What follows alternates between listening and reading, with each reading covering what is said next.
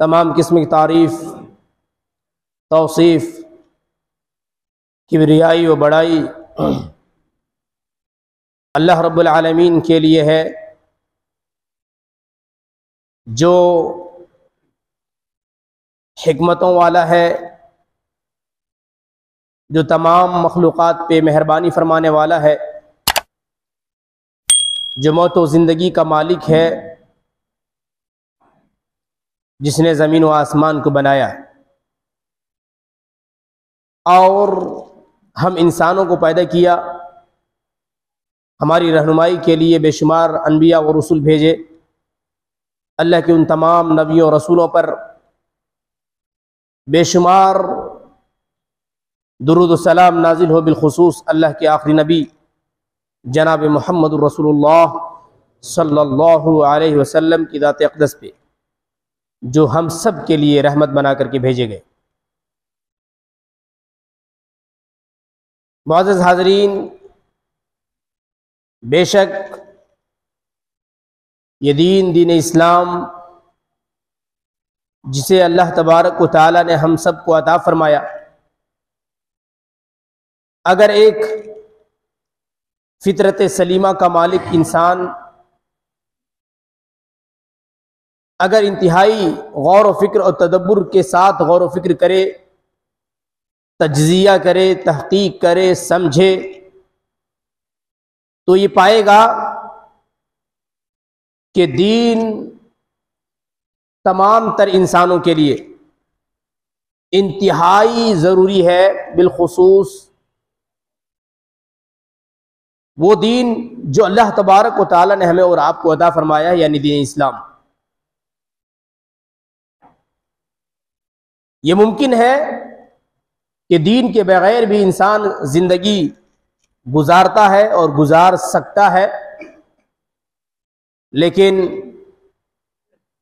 उस इंसान की मिसाल जो दीन के बगैर ज़िंदगी गुजारता है, उस शख्स की है जो रात की तारीकी में दस्तयाब टॉर्च या लालटेन या कोई और रोशनी के बगैर यूं ही रास्ते पे निकल पड़ता है।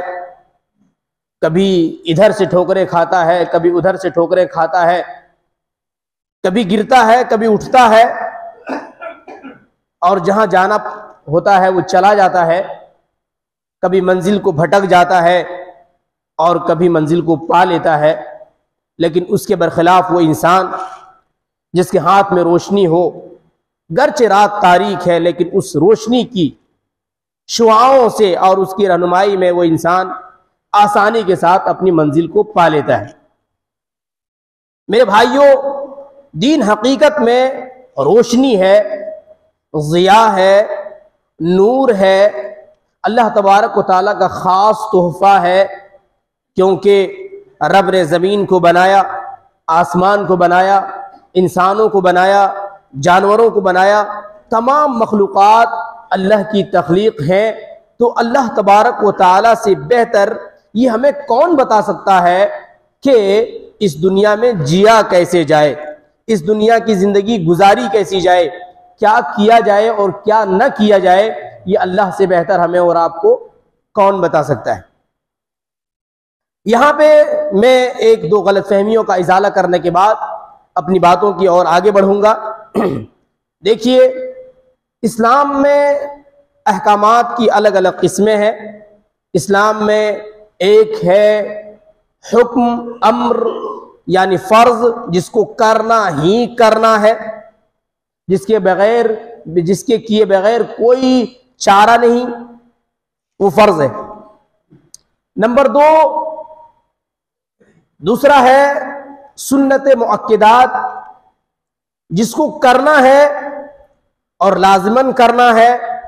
अगर आप करेंगे तो आपको बहुत नेकियां मिलेंगी, बहुत सवाब मिलेगा। अलबत्ता अगर किसी सबब छूट गया तो आप गुनाहगार भी नहीं होंगे। तीसरा है आम सुन्नतें, जिसको करना चाहिए, करने से बड़ा फायदा है। अगर आपने नहीं किया, जिंदगी भर नहीं किया, तब भी कोई तकलीफ की बात नहीं, आप किसी मुसीबत में फंसने वाले नहीं। और आखिरी है जायज, जिसको कर सकते हैं हस्बे जरूरत। करना है बिल्कुल भी नहीं, जरूरी है हरगिज नहीं। ये एक तहदीद है कि आप यहां तक जा सकते हैं। इसको आप ऐसे समझें, तहदीदात की मिसाल आप ऐसे समझें जैसे रास्तों की एक तहदीद होती है। आप दाएं जानिब कहां तक जा सकते हैं और बाएं जानिब कहां तक जा सकते हैं, लेकिन वहीं पे जाना है, ऐसा है क्या? नहीं। आप हमेशा दाएं और बाएं जानिब काफी सारा रास्ता छोड़ करके चलते हैं। क्यों? इसलिए कि आपके पास एक मार्जिन होता है। जब भी जरूरत पड़े आप दाएं ले सकते हैं, जब भी जरूरत पड़े आप बाएं ले सकते हैं। और हमेशा ये कहा जाता है कि एक दूरी एक गाड़ी से दूसरी गाड़ी के दरमियान मेंटेन होना चाहिए, दूरी का ख्याल रखना चाहिए। क्यों? ताकि आप हस्बे जरूरत उसका इस्तेमाल कर पाएं और किसी खतरे का कोई अंदेशा न रहे। ऐसी ही जायज है, ये आखिरी हद है जहां तक आप जा सकते हैं, लेकिन वहां जाना है नहीं। जब जरूरत पड़ गई तब उसका इस्तेमाल करना है। हमेशा इस्तेमाल किसको करना है? फर्ज को करना है। हमेशा इस्तेमाल किसको करना है? वाजिबात को। हमेशा इस्तेमाल सुन्नत मुअक्किदात को। हमेशा अमल पे आम सुन्नतों को, और कभी कभी हस्बे जरूरत जायज को। अगर मैं यहां पे किसी अमल को यह कहता हूं कि यह भी दीन में जायज है, का मतलब यह है कि आप किसी जायज चीज को नाजायज ना समझें। आप किसी जायज चीज को नाजायज ना समझें। कोई जायज चीज अगर हमने कहा, या दीन में अगर कोई चीज जायज है, का मतलब यह नहीं है कि उसको करना ही करना है, बल्कि इसका मतलब यह है कि आप उसके करने वाले को बुरा ना जाने। आप नहीं करते, कोई तकलीफ की बात नहीं, लेकिन अगर कोई करता है तो आप उन्हें बुरा भी नहीं समझ सकते। वरना किसी जायज अमल को अंजाम देने वाले को बुरा समझना ऐसे ही है जिसने जुर्म तो किया नहीं, लेकिन दुनिया उसे मुजरिम समझती है। और ऐसा करना, यानी जिसने जायज अमल किया और उसको गुनाहगार समझना, यह गुनाह है। ये क्या है? गुनाह है। इसलिए हम शरीयत की तहदीदात बताते हैं कि यहां तक आप जा सकते हैं, ये अमल जायज है, और जायज के बाद नाजायज का मरहला शुरू हो जाता है। जायज के बाद नाजायज का मरहला शुरू हो जाता है। आइए हम आगे बढ़ते हैं। दूसरी जानिब जो चीज नहीं करनी है वो सबसे खतरनाक हराम है, सबसे बड़ा गुनाह शिर्क है। शिर्क के बाद हराम कामों का नंबर आता है। हराम के बाद वो काम जो नाजायज हैं, और फिर नाजायज में भी शदीद भी हो सकते हैं, और बाज ऐसे नाजायज भी हैं जो इंसान को हस्बे मजबूरी अल्लाह तबारक व तआला ने हराम तक की इजाजत दे रखी है। मिसाल के तौर पर सूअर का गोश्त खाना हराम है ना। इसी तरीके से और भी चीजें हराम है, लेकिन जब जान पे बन आए, कोई दूसरा रास्ता ना हो, तो फिर हस्बे जरूरत जान बचाने भर उसका इस्तेमाल अल्लाह तबारक व तआला ने क्या कहा कि कर लो। क्यों? इसलिए कि दीन आसान है। दीन, भाई किसी की जिंदगी बचेगी तभी तो वो अमल करेगा ना दीन पे, और अगर जिंदगी ही खत्म हो गई तो अमल क्या करेगा और कब करेगा। इसीलिए जिंदगी की अहमियत को अल्लाह तबारक व तआला हमारे और आपके सामने रखता है और कहता है जान पे बन आए, कोई दूसरा रास्ता ना हो, तो फिर उस रास्ते का इस्तेमाल उतने ही जितनी की जरूरत हो, उससे आगे नहीं। अल्लाह तबारक व तआला ने हमें और आपको बहुत आसानियां दी। जैसा कि मैंने आपको बताया, दीन जरूरत है, अलबत्ता मजबूरी नहीं। ला इकराह फिद्दीन, किसी को मजबूर नहीं किया जाएगा दीन के लिए। किसी को मजबूर नहीं किया जाएगा कि भाई फुला आदमी को पकड़ के लाओ और उसको कलमा पढ़ाओ, ऐसा नहीं किया जाएगा। लेकिन इसका मतलब यह नहीं है कि हम मनमानी जिंदगी गुजारें। हमें और आपको अगर अल्लाह ने आजादी दी है तो इस आजादी का मतलब यह नहीं है कि आजाद हो जाए, बल्कि इस आजादी का मतलब यह है कि आजादी के साथ खूब अच्छे अच्छे काम करें, खूब अच्छी अच्छी नेकियां कमाएं। आजादी का मतलब ये। मेरे भाइयों, आगे बढ़ते हैं। अल्लाह तबारक व तआला ने हमें और आपको दीन में बहुत सारी सहूलियात दी हैं, बड़ी आसानियां दी हैं, और उन्हीं आसानियों में से एक आसानी जो है वो है रमजान के मौकों पे चांद के सिलसिले में। रमजान के मौकों पे और दीगर तमाम महीनों में चांद के सिलसिले में दीन दीन फितरत है, इसको किसी और चीज की जरूरत नहीं है। और इसीलिए अब आप जब भी दीन पे गौर करेंगे तो साइंस को, टेक्नोलॉजीज को, मौजूदा तरक्कियात को हटा करके आपको गौर करनी होगी, क्योंकि आज हमारे और आपके सामने मिसाल के तौर पर ये डिजिटल क्लॉक है। हम और आप इसमें ये देखते हैं कि भाई जोहर का वक्त इतने बज के इतने मिनट पे शुरू हो रहा है और इतने बज के इतने मिनट पे खत्म हो रहा है, असर का वक्त इतने बज के इतने मिनट पे शुरू हो रहा है और इतने बज के इतने मिनट पे खत्म हो रहा है। ये आज है, लेकिन आज से पहले क्या आपकी मस्जिद में हमेशा ये था? नहीं था। तो दीन क्या है, इसका मोहताज है? नहीं। आज हम और आप माइक इस्तेमाल करते हैं, क्या पहले था? नहीं था। क्या दीन इसका मोहताज है? नहीं। आज हम और आप अच्छी से अच्छी सवारी इस्तेमाल करते हैं, करना है, हाँ करना है। क्या दीन इसका मोहताज है? नहीं। दीन वो आमाल है और दीन वो अहकामात है, दीन वो निजाम जिंदगी है जिस पे अमल कहीं भी और कभी भी और किसी हालत में भी उस पे अमल किया जा सकता है। एक आदमी स्पेस स्टेशन में रहता है, उसके लिए दीन की आसानियां मौजूद है। एक आदमी समंदरी सफर करता है, उसके लिए दीन की आसानियां मौजूद है, उसके लिए दीन की रहनुमाइयां मौजूद है।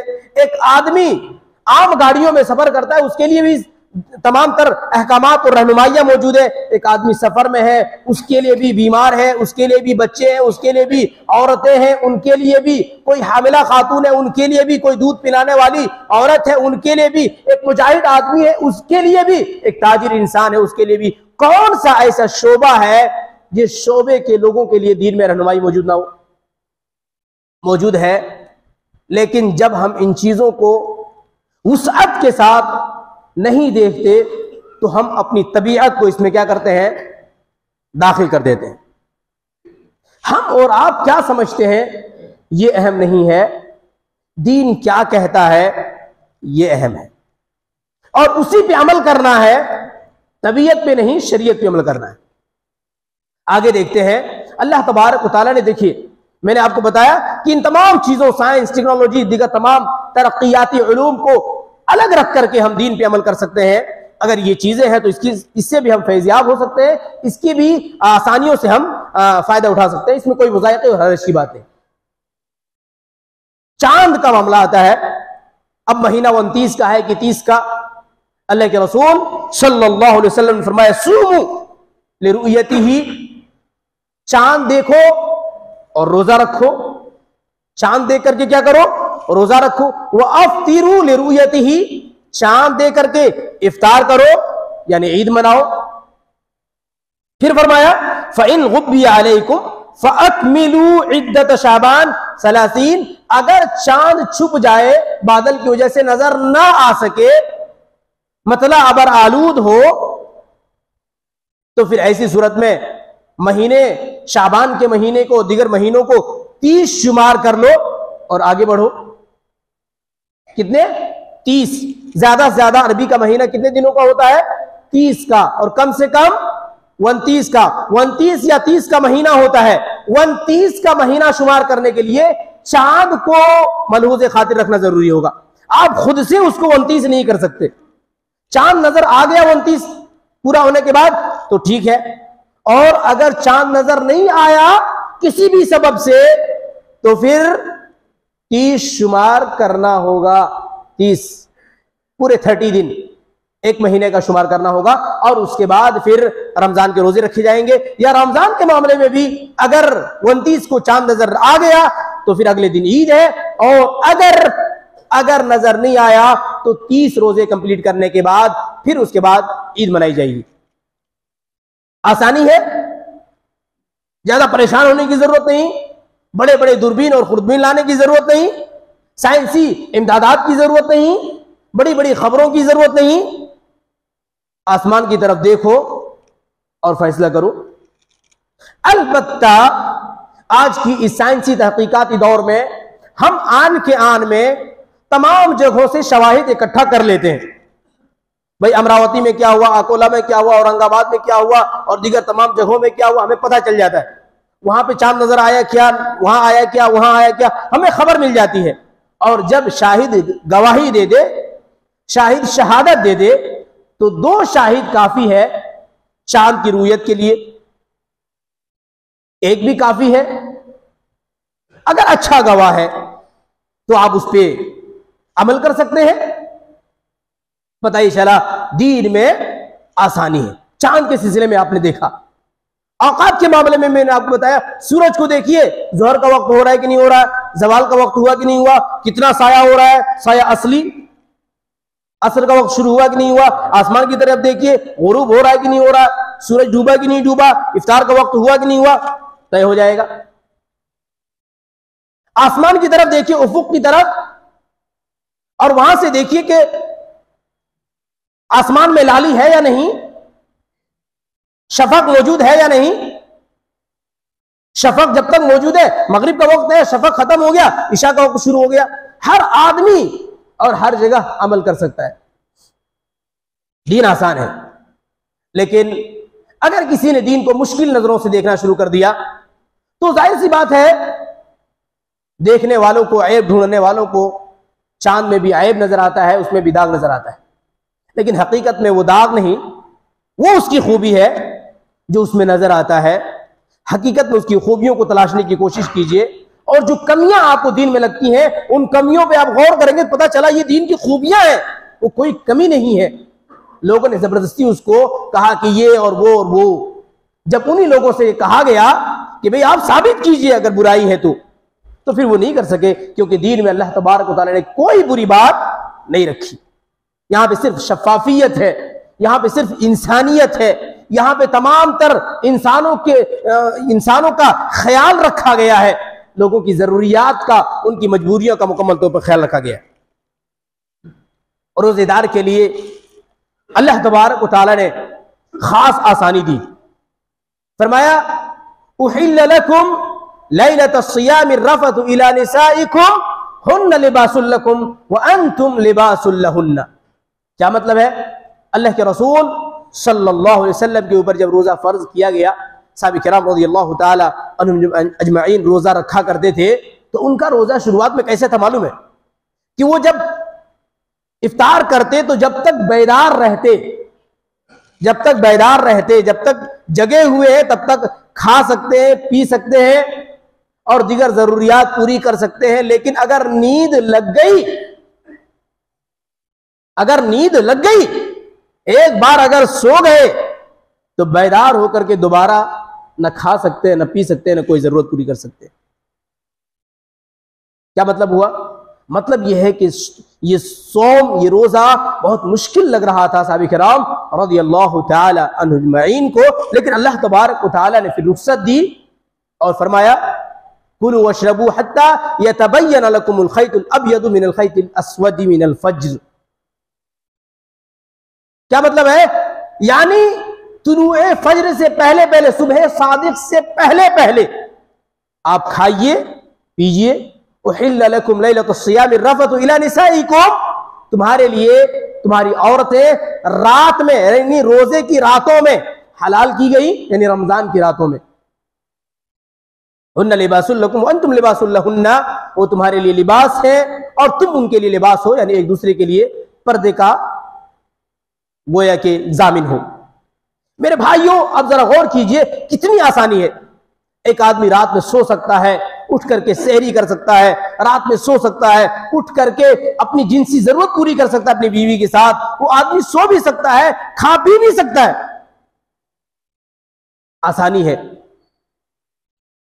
और सिर्फ आसानी इतनी नहीं है, बल्कि अल्लाह के रसूल सल्लल्लाहु अलैहि वसल्लम ने फरमाया, कोई आदमी रोजे की हालत में खा लेता है भूल करके खा लेता है, या पानी पी लेता है भूल करके, तो अल्लाह के रसूल सल्लल्लाहु अलैहि वसल्लम ने इरशाद फरमाया, इदा नसिया फअकला, कोई आदमी भूला और भूल करके खा लिया, वो शरीबा या पी लिया, फलयुतिम सौमह, तो उसे चाहिए कि वो अपना रोजा मुकम्मल करे।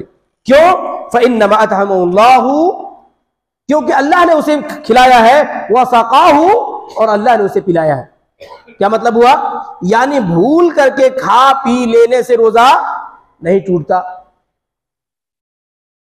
ये आसानी नहीं है? कितनी बड़ी आसानी है। भूल से हमसे और आपसे क्या कुछ नहीं हो जाता। भूल चूक अल्लाह तबारक व तआला ने माफ कर दिया। अब आपका रोजा खाने के बाद भी कंप्लीट होता है। भूल करके खा लिए, भूल करके पी लिए, आप सैराब हो गए। रोजा किस चीज से है? क्या कहा गया है?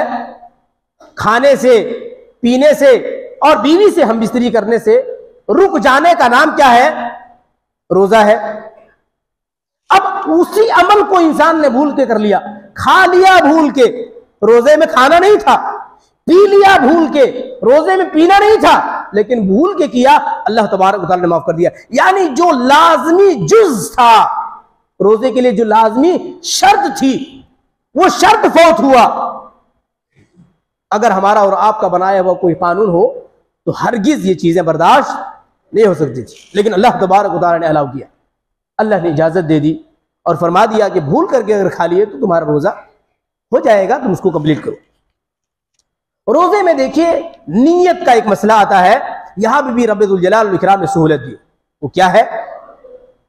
वो ये है कि फर्ज रोजे तो बहरहाल फज्र तक, यानी अजान जो होती है ना फज्र में, सुबह सादिक से पहले पहले, उस वक्त तक रोजे की नीयत मुकम्मल करना जरूरी है।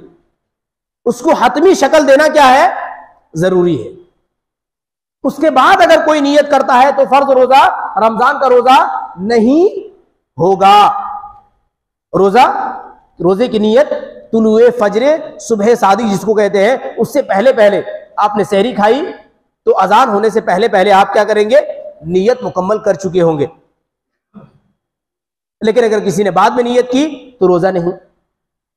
आप कहेंगे ऐसा कैसे हो सकता है? ऐसा ऐसे हो सकता है कि एक आदमी है, उसको पता नहीं चला, उसको मालूम नहीं हो सका कि कल रमजान का पहला दिन है, चांद की खबर उसको नहीं मिल सकी। अब उसको चांद की खबर सुबह मिलती है, लेकिन अभी उसने कुछ खाया नहीं, कुछ पिया नहीं, तो उसका रोजा होगा अगर वो नियत कर ले? अब तो नहीं। अलबत्ता वो आम रोजेदारों की तरह दिन में कुछ ना खाए, कुछ ना पिए, क्योंकि मुसलमानों के तरीक़ेकार को इख्तियार करना भी बहुत जरूरी है। लेकिन उसका रोजा नहीं हुआ, उसको बाद में एक रोजा कज़ा करना होगा। अब समझ में आई? लेकिन इसी के बरखिलाफ एक आदमी रात में सोता है, सुबह उठता है और उसने इरादा किया कि चलो 10 बज गए हैं, सुबह मैंने नाश्ता भी नहीं किया है, अब कुछ घंटे बचे हैं, चलो मैं रोजा रखता हूं, नफली रोजा। तो वो रोजा रख सकता है। अब पता चला दोपहर हो गई है, एक अच्छी सी दावत आ गई। क्या आ गई? एक अच्छी सी दावत आ गई, कहीं से अच्छा सा हलवा आ गया जायकादार घर पे। अब मन कर गया खाने को, तो नफली रोजा है ना, अब वो रोजा तोड़ भी सकता है, चाहे तो उसकी कज़ा करे, चाहे तो ना करे, कज़ा जरूरी नहीं। समझ में आ रही बात? अल्लाह के रसूल सल्लल्लाहु अलैहि वसल्लम ने एक मरतबे रोजा रखा, नफली रोजा। आपने कहा कि मैंने सुबह तो रोजे की हालत में किया था।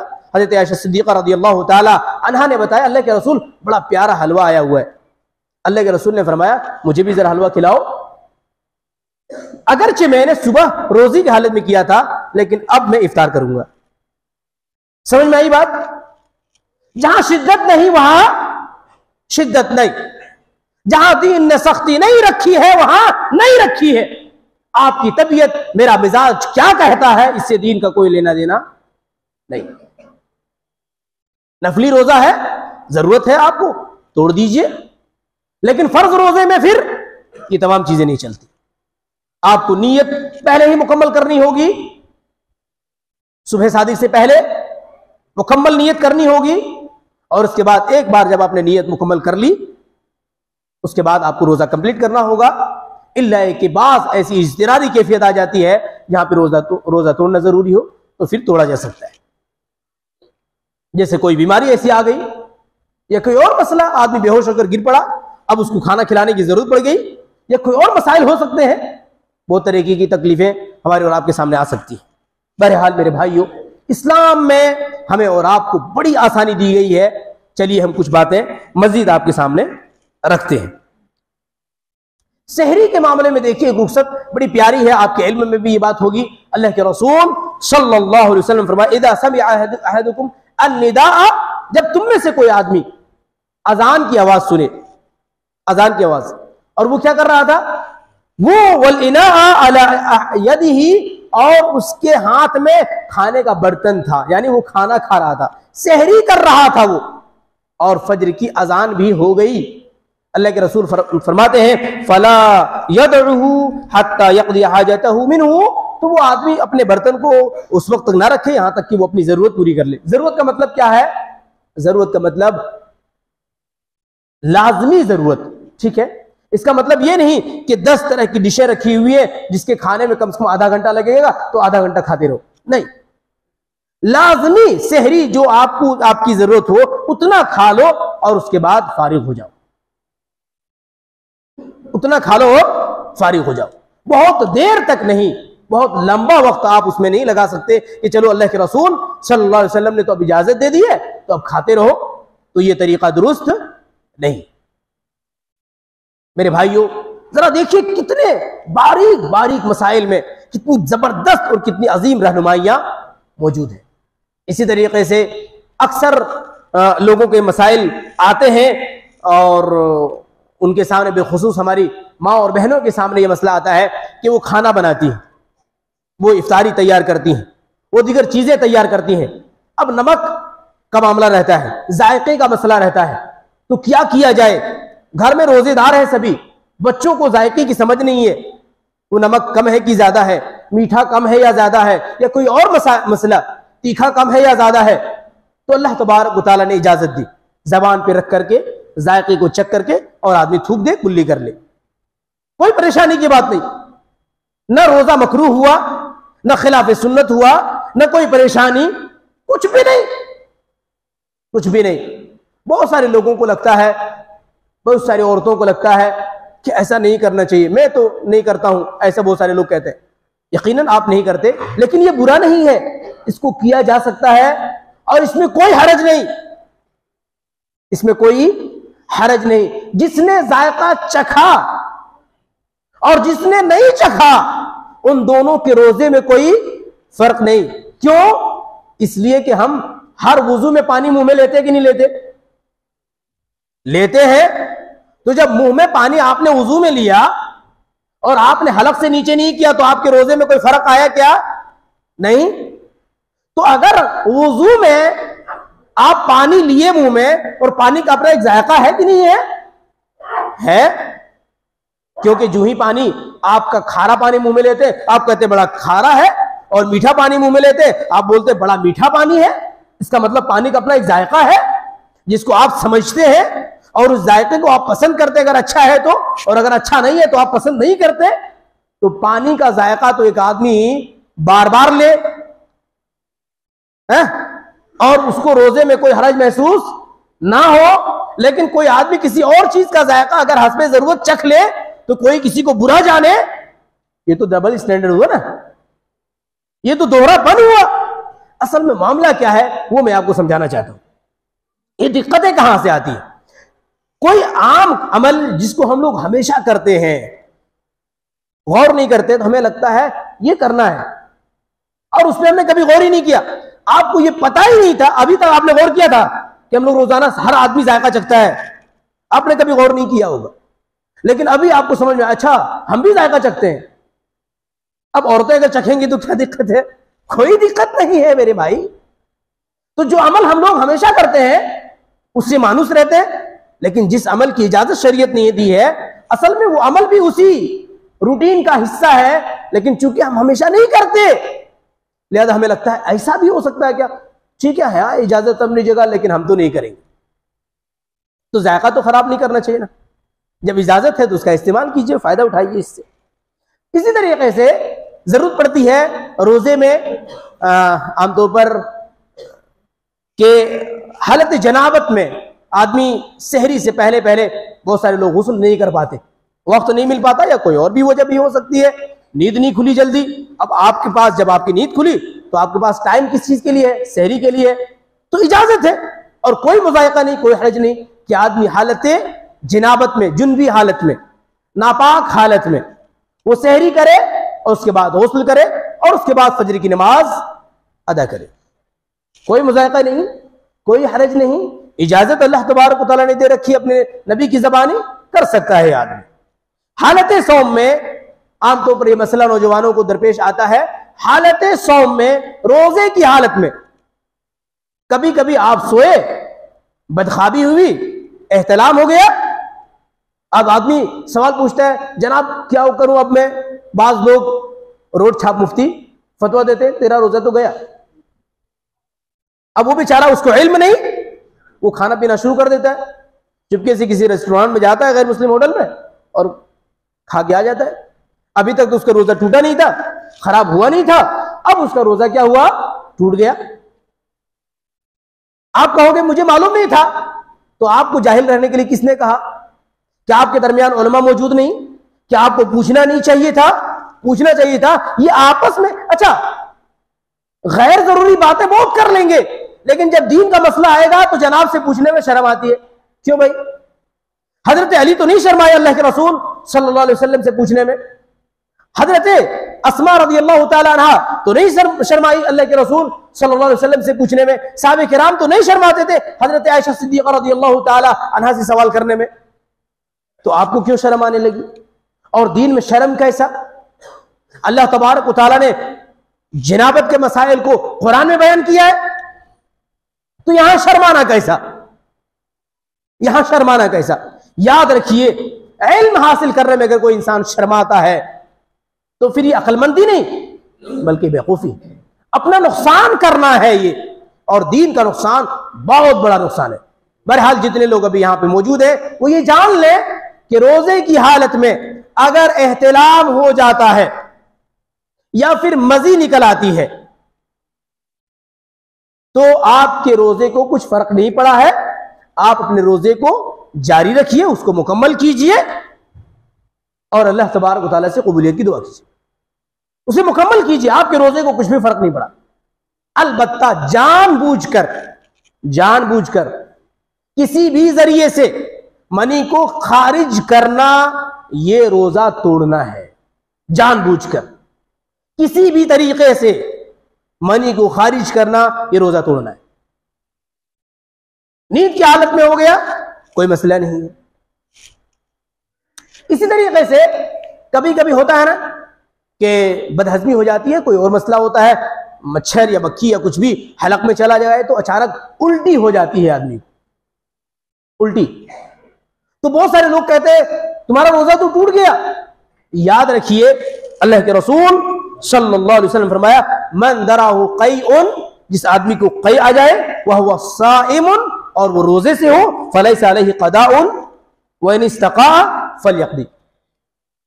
किसी आदमी को क़ै आ गया रोजे की हालत में, अल्लाह के रसूल फरमाते हैं उसके ऊपर कोई क़ज़ा नहीं है, यानी वो रोजा उसका हो गया। लेकिन कोई आदमी मजबूरी कैसी आ गई ऐसी कि उसको क़ै कराया गया, उसने जानबूझ करके क़ै किया। आप कहेंगे ऐसी मजबूरी क्या हो सकती है? आमतौर पर देखिए, जब पॉइजन, जहर पेट में चला जाए है ना, या फूड पॉइजन हो जाए तो डॉक्टर्स क्या कहेंगे? इसको जल्दी से क़ै कराना होगा। क़ै भी अपने आप में एक इलाज है बिलखुसूस पेट का, तो क़ै कराना पड़ता है हस्बे जरूरत। अगर क़ै कराया गया या जानबूझकर किसी ने क़ै किया, किसी भी जरूरत से जानबूझकर क़ै किया, तो फिर रोजा टूट जाता है। हो गया बगैर इरादे के, तो फिर रोजा नहीं टूटता। ये दीन की आसानियां है। अमल वही है, तय करना, लेकिन नीयत का फर्क है। इसी नीयत से रोजे की हैयत और उसकी सूरत और उसका हुक्म क्या होता है, बदल जाता है। इसी तरीके से आखिरी बात अर्ज करके बात मुकम्मल करता हूं। हामिला वो औरत जो प्रेग्नेंट हो, इसी तरीके से मुर्दिया वो औरत जो बच्चे को दूध पिलाने वाली हो, इसी तरीके से मुसाफिर आदमी, इसी तरीके से बूढ़ा आदमी, ऐसा बूढ़ा आदमी जिसके बुढ़ापे की शिद्दत उसे रोजा ना रखने पे मजबूर कर दे, है ना, यानी अब वो रोजा नहीं रख सकता, तो इन तमाम के लिए रोजा ना रखने की रुख्सत मौजूद है, ना रखने की रुख्सत मौजूद है। ये आसानी है दीन की। इंतहाई बुरा आदमी है, वो कफारा अदा करेगा, वो कफारा अदा करेगा। अलबत्ता हामिला और मुर्जिया और मुसाफिर आदमी रोजे की कज़ा करेंगे, रोजे की कज़ा करेंगे, बाद में रोजा रखेंगे, और जितने रोजे छूटे उतने ही रखने हैं, उससे ज्यादा नहीं, उससे ज्यादा रखने की जरूरत नहीं है। उससे ज्यादा अगर कोई रखना चाहे नफली रोजा खूब रखे, कोई मसला नहीं, लेकिन अगर कोई ये समझता है कि रमजान का रोजे इतनी फजीलत है, इसके बदले मुझे ज्यादा रोजा रखना होगा, तो वह गलत समझता है। अल्लाह तबारक व तआला ने फरमाया फ़इद्दतुम मिन अय्यामिन उखर, दीगर अय्याम में वो गिनती पूरी कर देने हैं, रोजे की गिनती। 4 छूटे तो 4, 5 छूटे तो 5, 6 छूट गए तो 6। हालत हैज में रोजा नहीं रखा जा सकता, रोजा नहीं रखा जा सकता, जायज नहीं है रोजा रखना। वो औरतें बाद में अपना रोजा कंप्लीट करेंगी। बहरहाल आखिर में मैं अल्लाह तबारक व तआला से दुआ करता हूँ, इलाही आमीन, हम तमाम लोगों को दीन को समझने और इसकी आसानियों से इस्तिफादा करने की तौफीक दे, साथ ही साथ हम तमाम लोगों को नेककार बनाए, गुनाहों से बचाए, हम तमाम के गुनाहों को माफ़ फरमा। आमीन तक़ब्बल या रब्बल आलमीन। अक़ूलु क़ौली हाज़ा फ़स्तग़फ़िरूह इन्नहु हुवल गफ़ूरुर रहीम।